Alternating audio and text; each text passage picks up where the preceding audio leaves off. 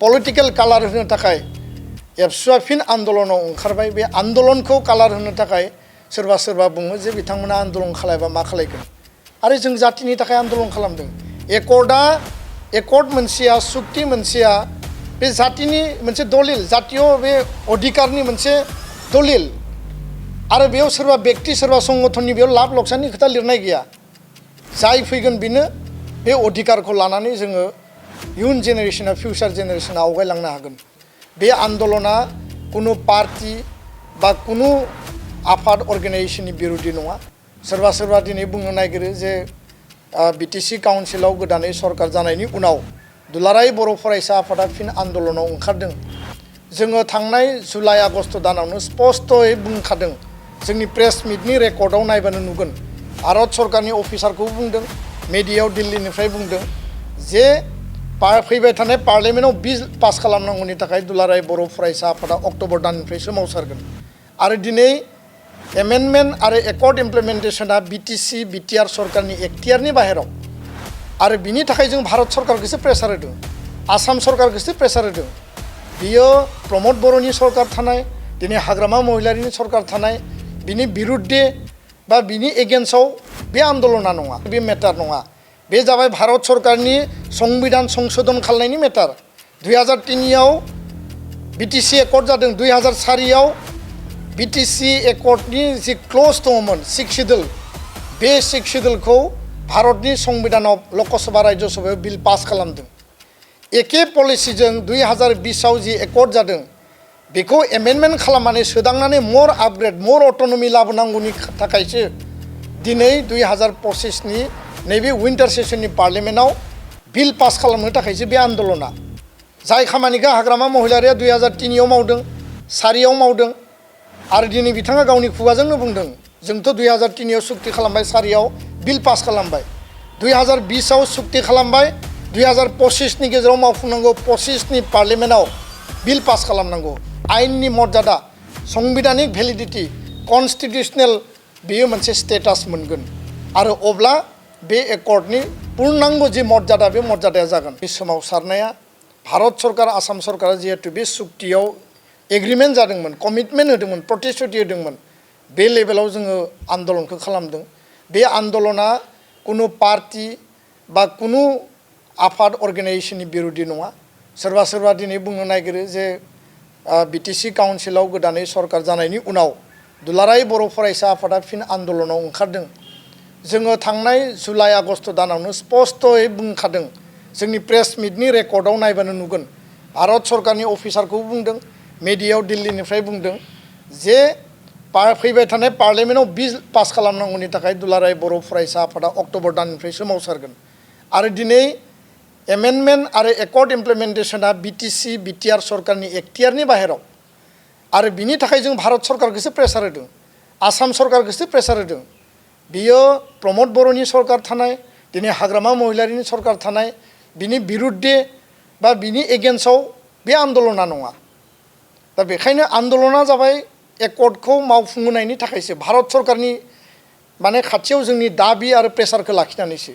दा बेखौनो राजखान्थियारि माखासे सुबुंफोरा व्यक्तिफोरा पलिटिकल कालार होनो थाखाय एबसुआ फिन आन्दलनाव ओंखारबाय। बे आन्दलनखौ कालार होनो थाखाय सोरबा सोरबा बुङो जे बिथांमोना आन्दलन खालायबा मा खालायगोन आरो जों जातिनि थाखाय आन्दलन खालामदों।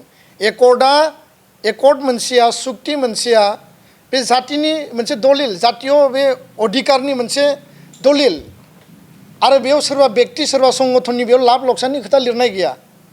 जाय फैगोन बेनो बे अधिकारखौ लानानै जोङो इयुन जेनेरेशना फिउचार जेनेरेशना आवगायलांनो हागोन। दा बेखायनो बिटिसि आरो बिटिआरनि एखतियारनि जिहेतु बे मेटार नङा, बे जाबाय भारत सरकारनि संबिधान संशोधन खालामनायनि मेटार। 2003आव बिटिसि एकर्ड जादों। 2004आव बिटिसि एकर्डनि जि क्लज दङमोन 6 शिड्युल, बे 6 शिड्युलखौ भारतनि संबिधानाव लकसभा राज्यसभायाव बिल पास खालामदों। एखे पलिसिजों 2020आव जि एकर्ड जादों बेखौ एमेन्डमेन्ट खालामनानै सोदांनानै मर आपग्रेड मर अट'नमि लाबोनांगौनि थाखायसो दिनै 2025नि नैबे विन्टार सेसननि पार्लियामेन्टआव बिल पास खालामनो थाखायसो बे आन्दलना। जाय खामानिखौ हाग्रामा महिलारिया 2003आव मावदों, 4आव मावदों आरो दिनै बिथाङा गावनि खुगाजोंनो बुंदों जोंथ' 2003 आव सुक्ति खालामबाय 4 आव बिल पास खालामबाय 2020 आव सुक्ति खालामबाय 2025 नि गेजेराव मावफुंनांगौ 25 नि पार्लियामेन्टआव बिल पास खालामनांगौ आइननि मर्यादा संबिधानिक भेलिडिटि कन्स्टिटिउसनेल बेयो मोनसे स्टेटास मोनगोन आरो अब्ला बे एकर्डनि पूर्णांग जि मर्यादा बे मर्यादाया जागोन बेखायनो बेफोरखौ लानानै राजनिति खालामनांगौ बुंनांगौ गेलेनांगौनि खोथा गैया आरो आङो नुदों जे सोरबा सोरबा माने गंगायाव फोजावहरनांगौ माबायाव फोजावहरनांगौ होननानै बुंदों बेफोरबायदि व्यक्तिफोरनि जि माइन्डसेट आरो ब्रेन आं सानो जे बिथाङा बोरायनानै बिथांनि मेलेमा माने राइट डाइरेक्सनाव गैया हयथ' बिथाङा माने मेलेमाव कनफ्लिक्ट जादों आरो बांद्राय बैसो जानानै बांद्राय बिबिरां खोथा सानोबा बेबायदि सिन्ता गाज्रि साननाय गाज्रि अयभास गाज्रि खोथाफोरा खुगायाव फैयो आरो बिनि बारा आं बिथांखौ माने जेबो रिप्लाइ बा रिएक्सन आं होनो साना दुलाराय बर' फरायसा आफादा गावनि ओन कर्स अफ एक्शनाव जातीय स्वार्थनि थाखाय जातीयताबादनि थाखाय हारिनि रक्षणाबेक्षणनि थाखाय खामानि मावलांगोन आरो बेयाव कुनु कम्प्रमाइज गैया बे एसटिनि मेटारावनो जा बर' हारिनि रक्षणाबेक्षणनि मेटारावनो जा बड'फाया जि आदर्श होनानै गालांदों बे आदर्शखौ लानानै जों हाबा मावलांगोन बेखिनि खोथाखौनो आं स्पष्टयै बुंबाय गोजोन्थों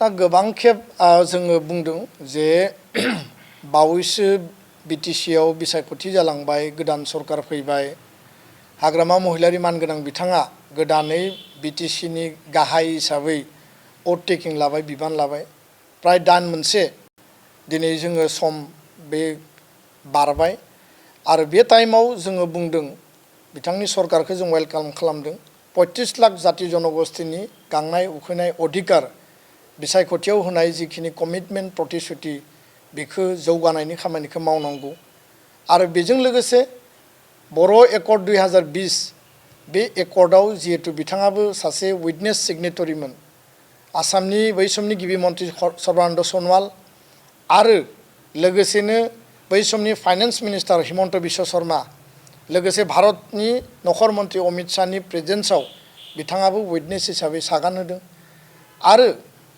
दुलाराय बर' फरायसा आफादा बे खोथाखौबो बुंदों जे बिथांखौ जों गोख्रैनो लोगो हमनानै एकर्ड इमप्लिमेन्टेसननि जिखिनि दफाफोर दङ बे दफाखौ टाइम बाउन्ड इमप्लिमेन्टेसनाव काउन्सिलाबो जाहाथे सहयोग खालामो काउन्सिलाबो जाहाथे मदद खालायो आरो काउन्सिलनियावबो माखासे खोथा बाथ्राया सोनारगोन खारन दिनै आं बारे बारे बुंदों जे 1500 crore भारत सरकारनि 750 कोटी आसाम सरकारनि 750 कोटी अनुष्ठान प्रतिष्ठान polytechnic nursing and paramedical college बेयाव माने नोङो स्पोर्ट्स एकाडेमि गायसननांगौ 175 crore दिनै बासबारियाव रेलवे दाबा बानायग्रा कारखाना बानायनायनि जि माने खामानि बियो माने प्राय स्टार्ट जाबाय हाया अलरेडि एलटमेन्ट होबाय भारत सरकारा बेखौ खामानि मावनायखौ आरम्भ खालामसिगोन बेबायदि गोबां माखासे प्रजेक्ट्स इन्स्टिटिउसनेल माखासे इनफ्रास्ट्राक्चार डेभेलपमेन्ट दङ